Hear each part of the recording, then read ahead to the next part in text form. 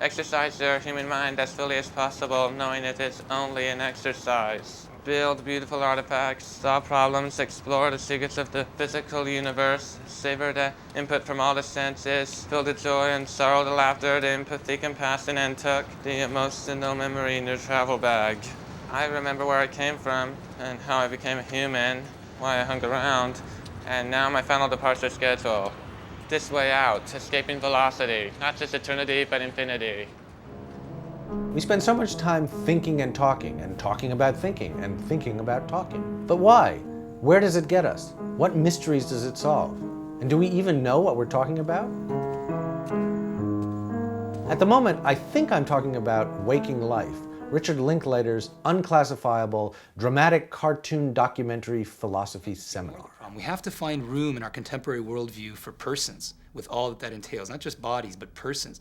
And that means trying to solve the problem of freedom, finding room for choice and responsibility, and trying to understand individuality. Waking Life follows Wiley Wiggins as he wanders through the city of Austin, Texas, where he encounters all kinds of colorful characters, most of whom have quite a lot to say. The new evolutionary paradigm will give us the human traits of truth, of loyalty, of justice, of freedom.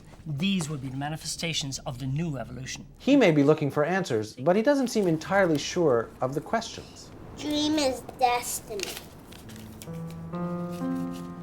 In this movie, Linklater found a new way of making the familiar strange.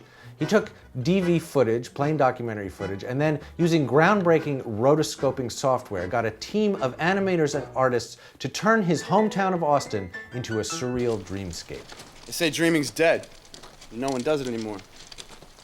It's not dead, it's just it's been forgotten. Now, the movie is full of exactly the type of folks you usually encounter in a university town. Prominent experts in their field, bitter graduate students, eager young scholars, and local crackpots. I had a friend once who told me that the worst mistake that you can make is to think that you are alive,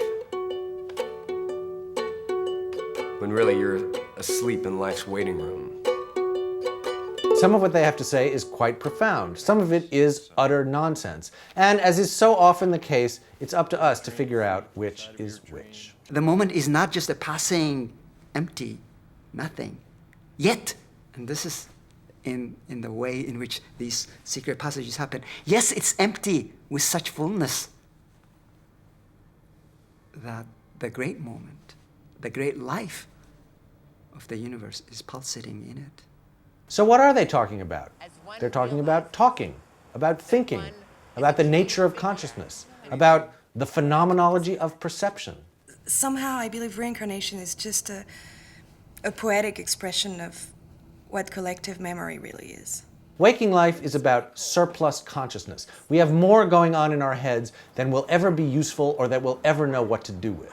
This movie suggests that such excess is actually what keeps us alive. In any case, it's how we know we're alive. And then we stop dreaming. Everything is layers, isn't it? I mean, Yeah. There's the holy moment, and then there's the awareness of trying to have the holy moment.